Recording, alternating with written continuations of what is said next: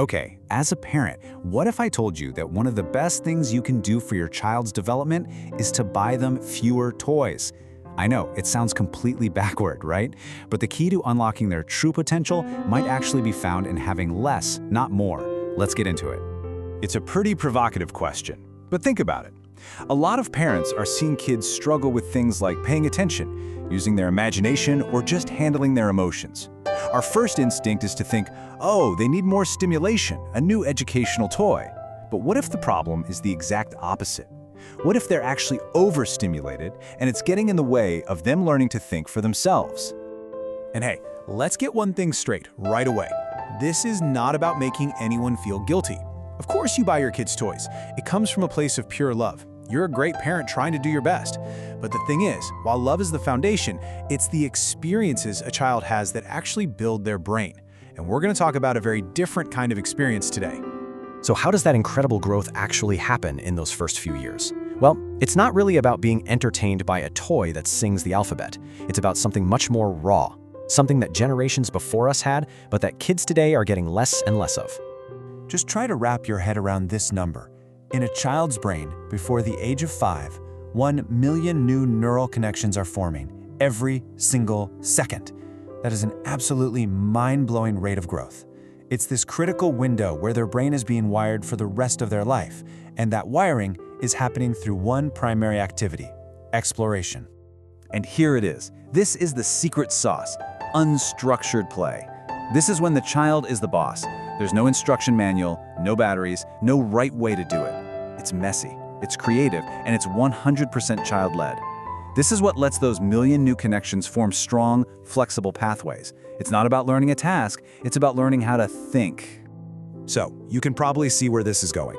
Here's the problem. So many of the toys we buy today, with all their flashing lights and specific buttons, actually work against what a young brain desperately needs.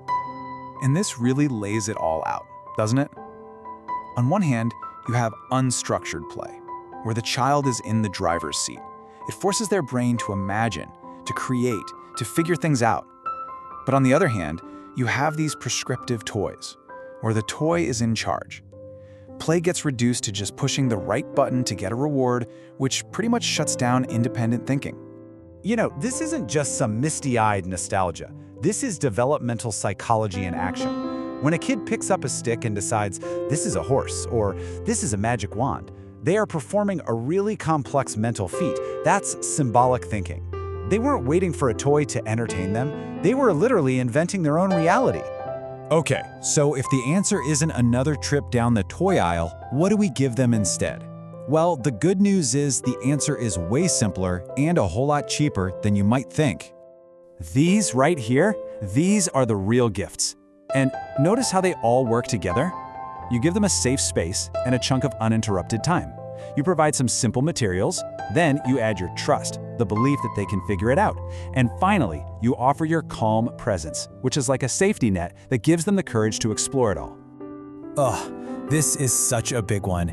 As parents, the second we hear "I'm bored," our instinct is to jump in and fix it, right? To find something for them to do. But we have to fight that urge. Boredom isn't the enemy. Think of it as the quiet loading screen before creativity kicks in. It's that empty space where their brain finally has a chance to wander and come up with its own ideas. And what fuels that creativity?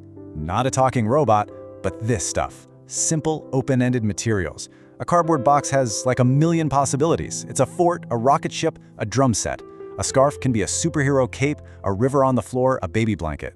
These things don't tell a kid what to do, and that's exactly what makes them so powerful. Now let's zoom out and connect this to the big picture. Because this isn't just about how to keep a 3-year-old busy. This is about laying the foundation for the kind of adult they're going to become. I mean, look at this. You can draw a straight line from these childhood experiences to critical adult skills. That unstructured play, that becomes creative problem solving at work. Giving them the freedom to fail, that builds the confidence and resilience they'll need for life's challenges. Learning to entertain themselves, that fosters independence and initiative. We're literally building a capable adult from the ground up. So really, it all boils down to this. You don't need the hot new toy or a room overflowing with stuff. What our kids really need from us is the courage to just slow down, to push back against this frantic, overstimulated world and trust that their own curiosity is enough. And that's really the thought I want to leave you with. Once we shift the question from what should I buy them to who am I helping them become, everything gets a lot clearer. By giving your child less stuff and more space, you're not just raising a kid, you're nurturing a thinker, a creator, and a truly resilient human being.